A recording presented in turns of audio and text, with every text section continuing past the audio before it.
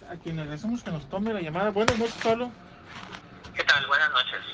Pues el tema que tenemos aquí, Pablo, es pues esto del semáforo naranja, la semaforización en Hermosillo. ¿Qué es lo que nos puedes explicar? ¿Qué es lo que la gente debe entender en este sistema de control? Bueno, el semáforo se determinó a nivel federal, ¿no? Es un criterio que te permite estimar el riesgo en las distintas entidades. Hemos visto, ¿no?, cómo ha ido evolucionando en los colores el semáforo en el caso de nosotros de Sonora, donde después de estar casi todo el país en rojo, empezamos a descender al naranja, luego al amarillo, y de pronto dicen, bueno, hay que regresar al naranja. ¿Qué significa eso? Es una alerta en términos del riesgo epidemiológico.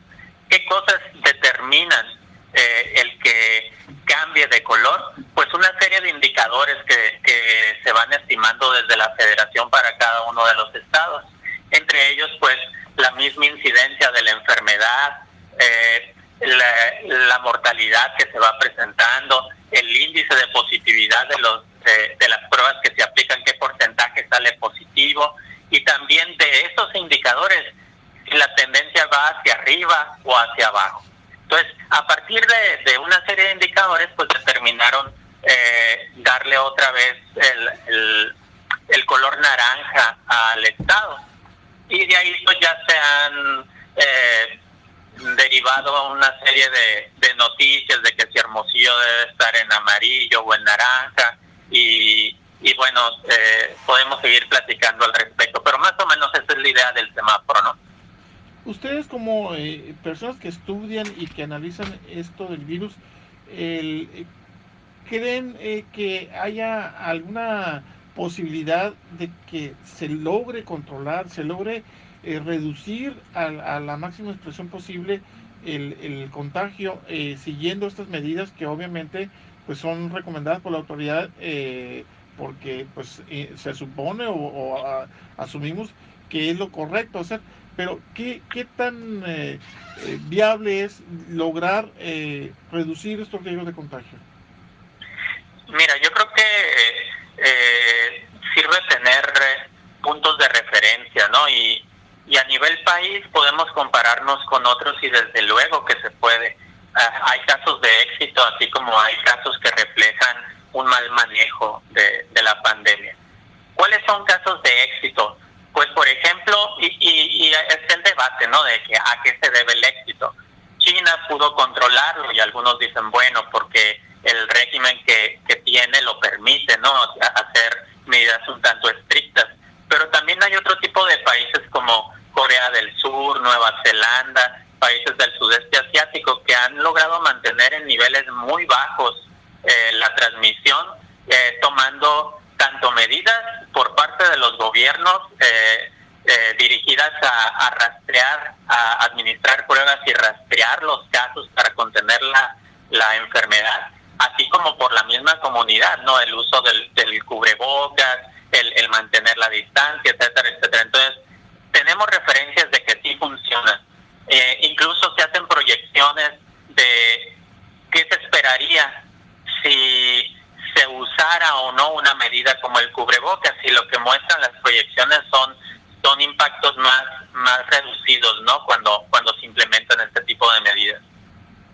Ustedes que están en medio de esta pandemia, que están enfrentando este problema, ¿a qué atribuyen que la gente muestre esa resistencia a usar el cubrebocas, que muestra esa resistencia a lavarse las manos cada vez que tocan una superficie dudosa y que también se resisten o ven como una imposición, pues el que te nieguen una reunión con más de 10 personas o que te nieguen el permiso para fiestas? ¿Qué es lo que hay? ¿Por qué la gente no asimila estas medidas de control? Pues, como te digo, puede variar de un lugar a otro, ¿no? Lo que hay que preguntarnos nosotros como mexicanos, como sonorenses, ¿qué nos está llevando a, o que no nos lleva a hacer o implementar determinada medida? Hay muchas cosas que están antes de pandemia, o sea, que ya estaban presentes entre nosotros. Puede haber desde confianza en las autoridades, qué tanto confío yo en lo que me dicen a partir de la experiencia previa, ¿no? Pero también un asunto de conciencia, de solidaridad, de capital social, que así como nos agarró la pandemia, pues con eso tratamos de responder, incluyendo nuestros recursos humanos, ¿no? Nosotros como sociedad. Entonces, lo vemos ahora con la pandemia, pero lo podremos también observar con cualquier otra cosa que implique la movilización en conjunto. Una epidemia es un fenómeno poblacional, no depende nada más de una persona, entonces se necesita del esfuerzo conjunto. Y si no estamos acostumbrados a estar conscientes de que mis acciones repercuten en la dinámica general, pues se vuelve más difícil. Pero te digo, casos sí hay en los que la gente se vuelve más consciente. Se ha observado que aquellos países donde es mayor la confianza hacia las autoridades, pues también es mayor la respuesta por parte de la población, ¿no? Entonces es una responsabilidad compartida tanto de autoridades como de la sociedad en general.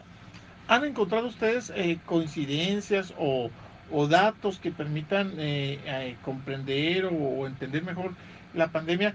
En las pandemias que históricamente se han dado, pues se habla de que cada 100 años más o menos se ha registrado alguna pandemia que ha causado infinidad de muertes. ¿Hay algún punto en común en las pandemias anteriores? Bueno, esos 100 años se toman en relación con la influencia española, ¿no? En 1918, entonces alrededor de 100 años, por eso esa constante referencia de hace 10 años que no observábamos algo así. Desde luego hay similitudes, ¿no? Cuando el simple hecho del alcance mundial, no es sencillo que llegue al alcance mundial la transmisión de una enfermedad. Ya estábamos advertidos un tanto en su momento cuando nosotros fuimos parte del origen de la influenza, la H1N1, pero no alcanzó esas dimensiones. En 2003 ya también estábamos advertidos precisamente por otro coronavirus, el primer SARS, pero no llegó a las dimensiones que llegó el COVID-19, esta enfermedad. Lo que sí también tenemos que reconocer es que es completamente otro mundo el que está recibiendo esta pandemia comparado a, por ejemplo, a otros fenómenos así masivos como la peste en la era medieval, ¿no? Que aunque se daba la transmisión por el mismo comercio que tenían precisamente con China, Europa, pues no podemos comparar nuestro nivel de conexión ahora, ¿no? Simplemente fuimos testigos, ¿no? De cómo en finales de diciembre del 2019 sabíamos que por allá en China estaba la transmisión y fuimos viendo como, yo digo, como tirar una gota de tinta en agua clara, ¿no? Cómo se iba diseminando la transmisión y cómo se iba dando, pues por nuestros propios medios, ¿no? Con nuestras conexiones comerciales, de turismo, etcétera, etcétera, y también lo vemos incluso con la respuesta que podemos dar, la misma información o desinformación, porque estamos en un mundo conectado en muchas maneras y no nada más se transmite la enfermedad, sino ideas, prejuicios, soluciones de todo tipo que van repercutiendo también, ¿no? sobre la transmisión. Entonces, sí estamos ante un fenómeno que se presenta cada tanto en la historia humana, pero también con condiciones muy particulares ahora, ¿no? Con la información que tienen, con el estudio de lo que pasó en las pandemias anteriores, que si bien es cierto, pues fueron hace más de 100 años y fueron otras condiciones, pero a final de cuentas hay un estudio y hay un análisis de cada problema de este tipo. ¿Consideran ustedes los epidemiólogos que se pudo haber frenado, que se pudo haber controlado o que se pudo haber contenido estos contagios? Hay algunas experiencias que sí indican la mano del hombre. Por ejemplo, ese mismo SARS, ese primer SARS en el 2003, cuando la gente dice, bueno, y cuando trataban de explicarse de que no serán mentiras o por qué en aquel entonces no llegó a esas dimensiones, pues fue precisamente por la intervención humana.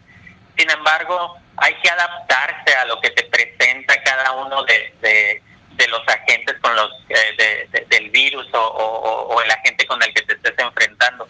Por ejemplo, ¿qué hacía diferente este primer SARS a este SARS-CoV-2? Que el periodo de que se manifestara, de la infección a que se manifestaran los síntomas, era más largo. Entonces, la gente tuvo más oportunidad de moverse, de viajar, de desplazarse, y eso contribuyó a complicar el control, ¿no? En aeropuertos, en todas las vías de transporte, ¿no? Que permitieron la diseminación. Entonces, en verdad nos enfrentamos en esta ocasión, y de por qué fue posible que se diseminara de esta manera, porque las características de este virus se combinaron para enfrentarnos a un virus no tan letal, pero sí lo suficiente para ir muy rápido en su velocidad y complicar el nivel de respuesta que dábamos. Y es entonces que vimos de pronto hospitales rebasados, y un relajamiento, ¿no? Porque no veíamos precisamente en este presente lo que estaba sucediendo, sino que pasaban unas cuantas semanas para que de presentar casos empezáramos a observar los hospitales rebasados y después empezaran a presentarse las defunciones. Pablo, nos queda un poco Pueden controlar. de 30 segundos. ¿Alguna recomendación que tú como epidemiólogo recalques a la gente? Algo rápido que nos puedas puntualizar. Creo que la gente ahorita ya sabe suficiente, ¿eh? Saben lo que toca por parte de la población, que es el tomar distancia, el tratar de no acudir a lugares muy concurridos, la higiene de manos, el usar el cubrebocas. Entonces creo que la gente ya conoce, el asunto es ponerlo en práctica. Muy bien, pues te agradecemos mucho, Pablo, muy interesante la información. El tiempo se nos acabó. Esperemos poder tener contacto más adelante para ver cómo sigue avanzando. Te agradecemos mucho, Pablo, que pases buenas noches. No, claro que sí, con gusto. Bien, pues ahí escuchó usted reiterar esas medidas de que tanto se han dicho, lo dicen los especialistas, lo dicen las autoridades, lo dice todo el mundo. Lo que pasa que al momento de aplicarlo, nosotros somos los que no nos ponemos la